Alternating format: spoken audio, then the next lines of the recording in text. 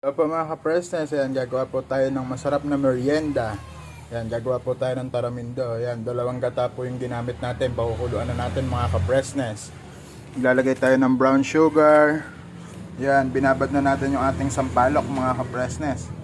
At syempre yung ating glutinous flour. Ayan, pampalapot mga ka-presnes. Ayan lang po yung mga ingredients dyan.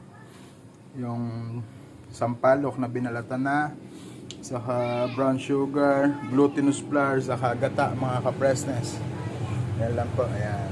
Maghahalo-haloin lang po natin yan mga ka-presnes. Kukuluin lang muna natin yung ating gata. Tapos lalagyan natin yung ating brown sugar, saka itong sampalok. Ang panghuli po natin, itong pampalapot natin, ang glutinous flour mga ka-presnes. Ito po mga ka-presnes, update ko po kayo mamaya. So mga ka-presnes, pipigay-pigayin lang po natin ganyan para lumabas po yung kanyang katas, no? Sampalok po mga ka-presnes. At naglagay na rin pala tayo rito ng glutinous flour. Ayan. Mimix lang po natin siya mabuti para hindi po mabuo-buo mga ka-presnes.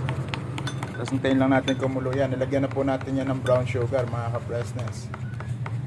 Ayan, busy po si Yapi. So, mga ka-presnes. Ayan po mga ka-presnes, ayan, luto na po ang ating taramindo mga ka-presnes. Tara po, kain po tayo mga ka-presnes. Luto na ang ating taramindo. Ayan mo, kulay pa lang mga ka-presnes ha. Ayan, bali ang nagamit natin dyan mga ka-presnes, kalahating kilong brown sugar.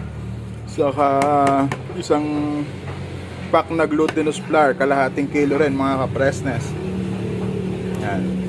Bali, tatlo yung nagamit natin na gata. Yung pinaka lang ginamit natin mga ka-presnes, yung kahang gata mga ka-presnes. Yung unang piga. Sige po mga ka-presnes, maraming salamat po sa panonood.